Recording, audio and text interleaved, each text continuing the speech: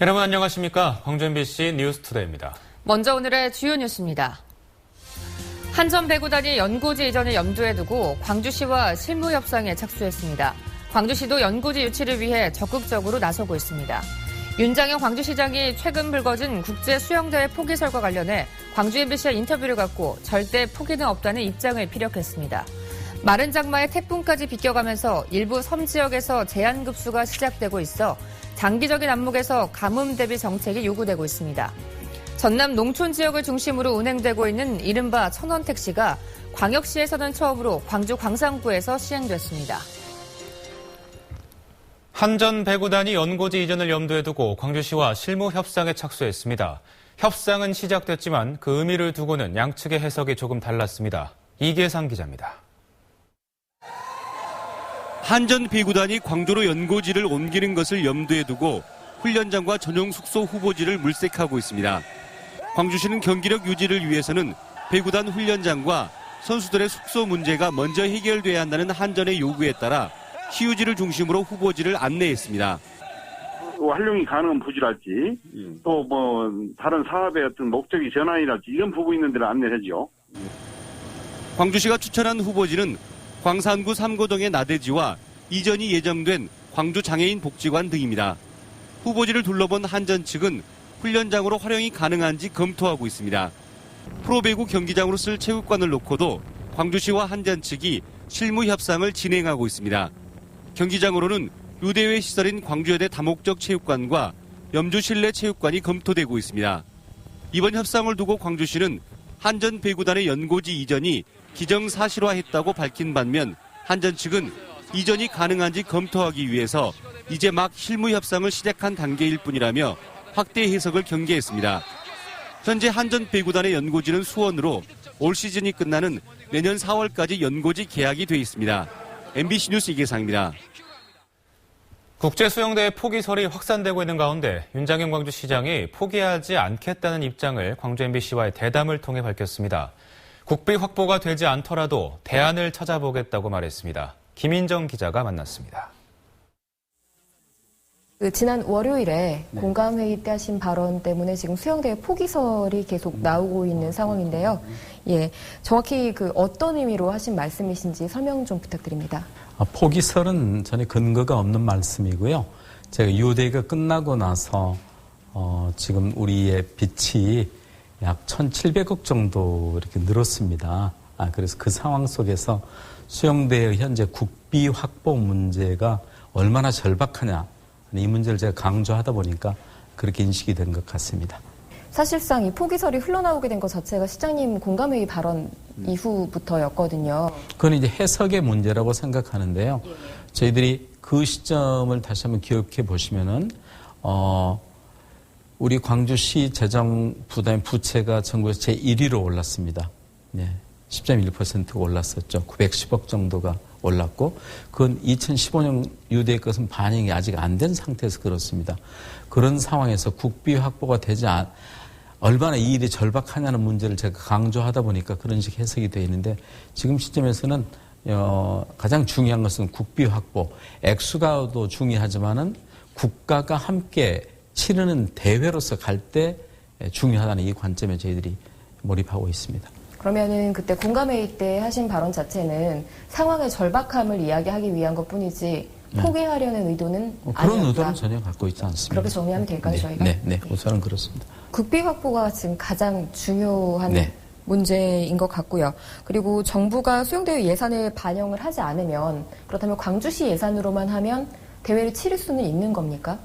그 점에 대해서는 그 다음 단계에서 저희들이 검토할 단계입니다. 단지 이제 그때 생각해 볼 수 있는 일은 피나 국제수영연맹과 어떻게 협상을 해서 저희들이 유리하게 투자를 조금 덜 할 수 있는 방법들도 찾아봐야 될 거고요. 그러면 바로 저희들이 시설 문제, 관중석 문제 이런 것도 함께 연관이 클 걸로 생각합니다. 아울러서 기업의 스폰서 문제까지도 적극적으로 검토를 해서 가야 되는데 문제는 어쨌든 국가가 함께하는 대회가 돼야지 지난번 유니버시티에서 보듯이 모든 부처들의 협조가 가능합니다. 그래서 저희들이 국비 확보를 최우선의 과제로 지금 삼고 있는 것입니다. 지금 계속해서 저하고 이제 질의응답을 하시는 과정에서 수영대회 포기는 거의 지금 염두에 두고 있지 않다고 강조를 하고 계시는데요. 지금 또 이게 계속 증폭이 되는 이유 중에 하나가 개최권료를 국제수영연맹이 지급을 해야 하는데 지금 한 3개월 정도 좀 미뤄 놓으셨지 않습니까? 그 어떤 배경이라든지 이런 것 때문에 좀 더 증폭이 되고 있는 것 같은데. 어차피 저희들이 이제 12월 초면은 국회에서 국비 확보 여부, 국가가 함께 할 것인지 여부가 결정이 납니다. 그러면 그 단계에서 상황이 바뀌었기 때문에 그 바뀌어진 상황 속에서 광주시로서는 방금 말씀드렸던 여러 가지 대안에 대해서 충분한 검토를 거친 다음에 결정하기 위해서 그 개최권료 문제는 잠깐 좀 미뤄놓은 상황입니다. 이 다음 전망을 지금 생각을 좀 해봤을 때 일단 정부 입장을 정확하게 알고 그 다음에 이제 정부가 만약에 전혀 주지 않을 생각이라면 그 세 가지 어떤 대안에 대해서 좀 모색을 해보시고요. 네. 그래도 안 된다면 이제 시민 의견을 이제 수렴을 해보겠다 이런 계획이신 건가요? 정리해서면? 그래도 안 되면 이 문제뿐만 아니라 시정의 모든 문제들은 상황이 바뀌고 혹시 정책의 변화를 필요할 때는 반드시 의회와 시민 의견을 수렴해야 된다고 생각합니다. 네, 오늘 말씀 감사합니다. 네. 방금 보신 것처럼 윤장현 시장이 수영대회 포기는 없다며 논란을 잠재우는 발언을 했는데요. 정부가 반대하는 상황에서 현실성은 있는 건지 또 국비 확보를 통해 어떤 효과를 노리는 건지 한신구 기자가 짚어봤습니다. 국제수영대회 포기 논란이 불거진 가장 큰 원인은 국비 확보가 불투명했기 때문입니다. 지난 2012년 유치 당시 정부 보증서 위조 등으로 정부가 지원 불가 입장을 고수해왔기 때문입니다. 그렇지만 국제경기대회 지원법 제정으로 수영대회에 예산을 지원할 근거가 생겼고 국가사업으로 결정된 만큼 예산을 주지 않을 이유가 없다는 게 광주시의 입장입니다.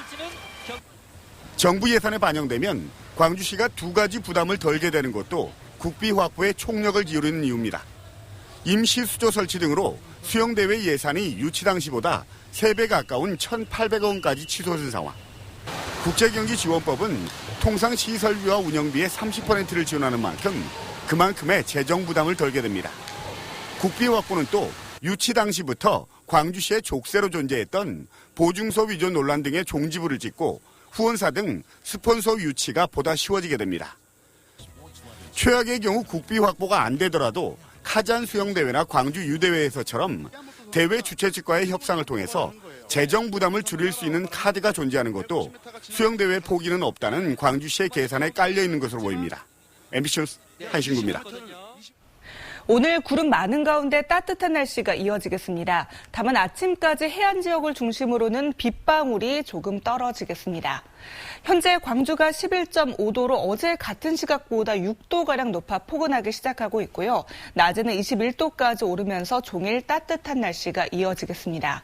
이 시각 구름 영상입니다. 전국적으로 구름이 많이 껴있고요. 일부 내륙을 중심으로는 짙은 안개가 드리워져 있습니다. 오늘 낮 동안에도 안개와 연무가 남아있는 곳이 있겠습니다. 출근길 기온 살펴보겠습니다. 장성과 담양 9도, 영광 11도, 목포 13도로 어제 같은 시각보다 5도에서 많게는 7도가량 높고요. 낮에는 어제만큼 오르겠습니다. 장성과 영광 21도, 구례와 화순 21도, 장흥 20도가 예상됩니다. 날씨였습니다. 전남 농촌 지역을 중심으로 운행되고 있는 이른바 천원택시가 광역시에서는 처음으로 광주 광산구에서 시행됐습니다. 말이 광역시지 사실상 농촌인 광산 일부 지역의 교통약자들이 버스 요금으로 택시를 탈 수 있게 됐습니다.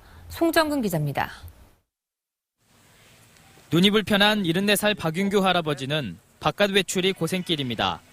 가까운 버스 정류장이 1km나 떨어진 데다 버스도 1시간에 한 대꼴이어서 외출이 쉽지가 않습니다. 우선 걸어 다니려니까 제일 불편하고 나는 이렇게 보이지만은 한쪽 눈을 정말 못 보니까 더욱더 불편했어요. 광주 광산구에서 65살 어르신과 장애인들을 대상으로 이른바 천원택시 운행을 시작했습니다. 도심 속 농촌 지역인 광산구에 살고 있는 어르신과 장애인들이 이제 1,200원만 있으면 광산구 어느 지역이라도 갈 수 있게 됐습니다. 버스 요금 수준인 1,200원만 내고 택시를 타면 15,000원까지는 광산구가 택시 요금을 보전해줍니다. 당초 취지는 마을에서 정류장까지 1km 이상 떨어진 곳이 18개 마을이 있어서 그의 사시는 그 교통약자들의 편리를 도모하고자 천원택시는 인곡동과 삼도동, 본양동 3개 동 주민 130여 명이 대상자입니다. 사실상 농촌 지역에 가까운 시내버스 소외 지역의 이동권을 보장하기 위한 겁니다.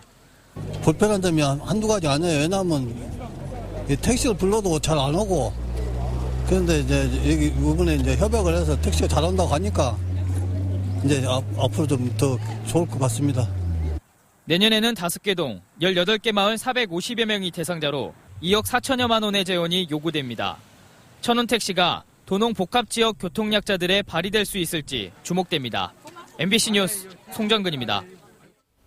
김수삼 광주전남연구원 이사장이 허성광 원장 임명 논란과 관련해 이사장과 이사직에서 사퇴했습니다. 김 이사장은 어제 오후 광주시 공무원에서 기자회견을 열고 지역사회와 생각 차이를 좁히기 어려웠고 연구원이 받게 될 예산 삭감 등 고통을 고려해 사퇴한다고 밝혔습니다. 이사회는 오는 11일 이사회를 소집해 신임 이사장 선임과 함께 허 원장 임명에 관한 동의안을 처리하기로 했습니다. 한국민주주의전당 광주유치위원회가 그동안의 추진 상황을 공유하는 등 광주유치에 총력을 기울이기로 했습니다. 지난 2013년 말 이후 2년 5개월 만에 열린 회의에서 참석자들은 서울과 광주, 마산에 건립한다는 합의와 달리 서울에만 건립을 추진하고 있는 것으로 알려진 민주화운동 기념사업회의 공식 입장을 확인하기로 했습니다. 또 서울 단독 건립을 전제로 국회 안정행정위원회를 통과한 예산 40억 원의 삭감을 요청하기도 했습니다. 민주주의 전당은 당초 옛 광주교도소 부지에 300억 원을 들여 건립할 계획이었습니다. 광주의 구도시민 동구가 각종 재난이나 범죄에 가장 취약한 것으로 평가됐습니다. 국민안전처가 공개한 지역 안전지수에 따르면 광주 동구는 7개 평가 분야 중에서 교통과 자연재해, 범죄와 감염병 등 5개 분야에서 최하 등급인 5등급을 받았습니다. 또 광역자치단체 중에서는 전남이 화재와 교통, 자연재해 등 4개 분야에서 5등급, 안전사고와 자살 등 2개 분야에서 4등급을 받아 안전도가 가장 낮게 평가됐습니다. 광주시의 경우는 자연재해와 범죄 분야에서 5등급을 받았습니다. 50대 남성이 차에 인화물질을 싣고 시청 건물로 돌진하는 사건이 발생했습니다. 고물상을 운영하던 남성이었는데 지자체와의 소송에서 패소한 뒤 강제 집행을 당한 것에 앙심을 품고 범행한 것으로 드러났습니다. 권남기 기자입니다. 방향을 바꾸는가 싶더니 건물을 그대로 들이받는 승용차. 잠시 뒤 불길이 솟아오르고 놀란 사람들이 고함을 지르며 소화기를 뿌려댑니다. 서모 씨가 자신의 차를 몰고 여수시청 건물로 돌진한 건 어제 오전 11시 45분쯤. 서 씨는 충돌 직전 살충제를 마시고 차 안에 신호를 뿌린 것으로 전해졌습니다. 불탄 차 안에선 부탄가스와 LP 가스통 등의 인화물질이 발견됐습니다. 서 씨는 얼굴과 팔에 화상을 입고 병원 중환자실에서 치료를 받고 있습니다. 발견 나오니까 문을 열고 튀어나와서 여기 쓰러져 있는 상황이었어요. 서 씨의 아내도 차에 인화물질을 싣고 시청으로 돌진하려 했지만 시청 직원들에게 제지당했습니다. 이들 부부는 인근 택지개발지구에서 고물상을 운영하다 여수시와의 소송에서 패소한 뒤 지난주 강제 집행을 당했습니다. 대법원에서 이제 최종 판결이 나가지고 연도소송 신청을 시에서 해서 경찰은 이들 부부가 회복되는 대로 사건 경위를 조사할 예정입니다.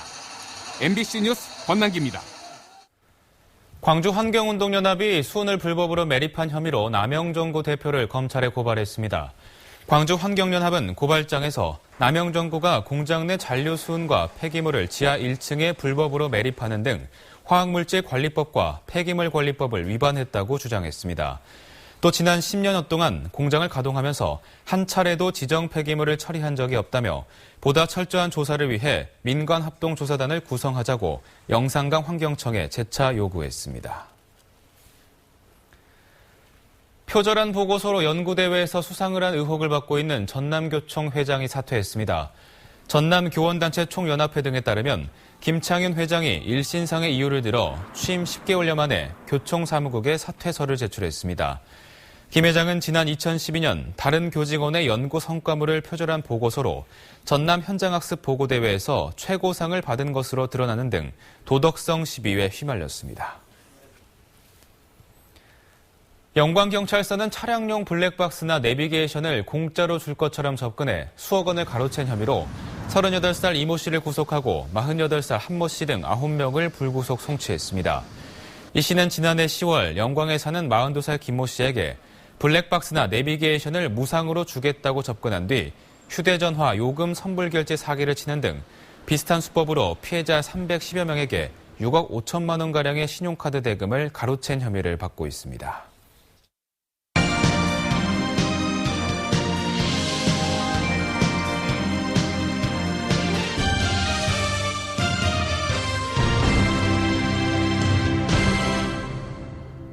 올해는 마른 장마에 태풍까지 비껴가면서 다가오는 올겨울 가뭄 걱정의 태산입니다. 이 전남 지역의 물 사정은 대체로 나은 편이지만 일부 섬 지역에서 제한급수에 들어가는 등 장기적으로 안심할 수 없는 상황입니다. 문현철 기자가 보도합니다. 저수지가 바닥을 드러내기 시작했고 곳곳에는 풀까지 자라고 있습니다. 하루 1,500톤씩 공급했던 상수원은 지난주부터 300톤으로 줄었습니다.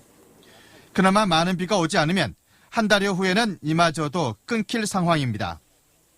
네, 과거에 비해서 저수율이 많이 떨어졌으며 저희들이 여기가 2003년도에 준공됐습니다만은 지금 보면 2003년 이후로 처음인 것 같습니다.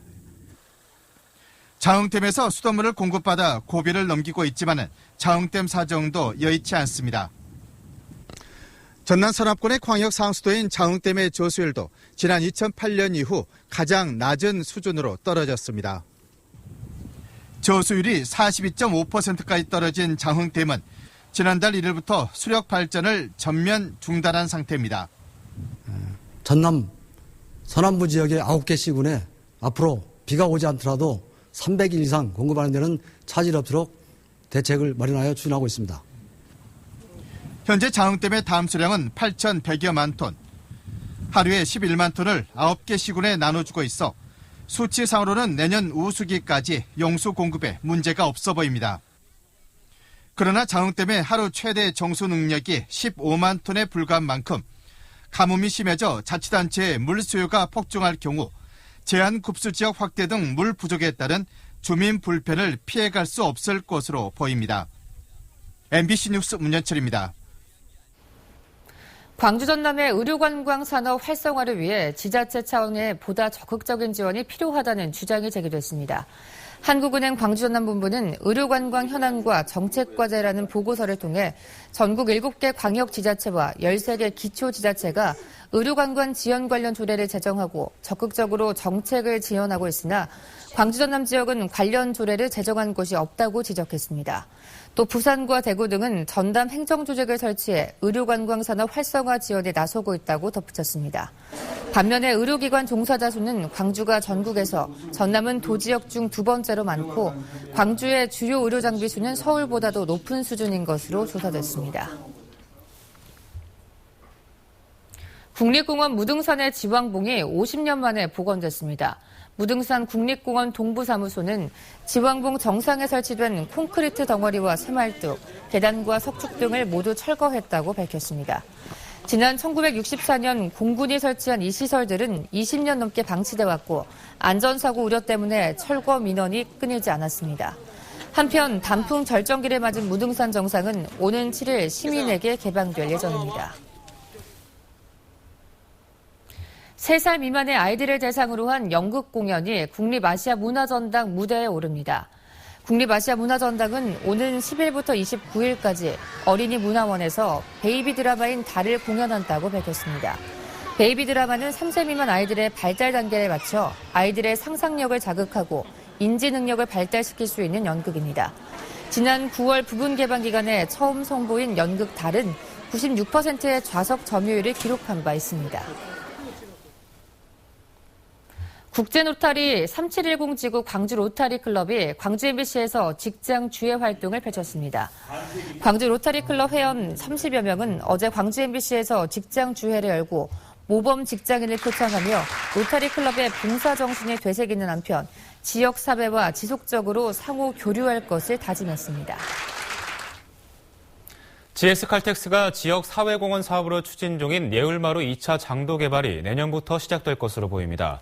처음 설계됐던 개발 계획을 크게 수정하지 않고 장도 고유의 자원과 환경을 살려 문화예술 공간으로 만든다는 것이 가장 큰 개발 개념입니다. 김종태 기자입니다. GS칼텍스가 여수 망마산과 장도 일대 지역사회 공헌 사업으로 문화예술공원 조성에 나선 것은 지난 2009년.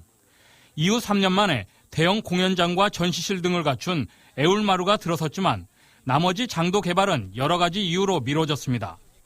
최근 이 같은 장도 개발이 기본 골격을 갖추면서 특별한 문제가 없는 한 내년부터 본격적으로 시작될 수 있게 됐습니다.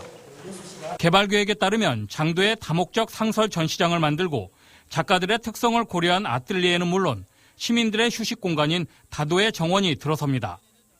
애울마루와 장도를 잇는 석축은 안전시설을 보강한 새로운 교량으로 만들 계획입니다. 필요의 친환경 건축 컨셉을 유지하면서 장도를 예술의 섬으로 소통을 넘어서 치유 공간으로 재구성하고자 합니다. 이번 장도 개발 계획은 지역 기업이 약속한 사회 공헌 사업으로 애울마루 조성을 완성한다는 점에서 의미가 크다고 볼 수 있습니다. 장도를 예술의 섬으로 가치를 극대화함으로써 시민들의 힐링 공간뿐만 아니라 지속 가능한 관광 자원으로도 활용도를 높여나간다는 방침입니다. 지역의 대표 기업으로서 저희가 약속한 대로 그 약속을 진정성과 지속성과 공익성을 기준을 가지고 지켰다고 말씀드릴 수 있겠습니다. 애울마루 2차 조성 사업인 장도 개발에 들어갈 사업비는 줄잡아 120억 원. 애울마루와 더불어 지역의 성공적인 사회 환원 사업으로 한 단계 도약할 수 있는 계기가 되고 있습니다. MBC 뉴스 김종태입니다.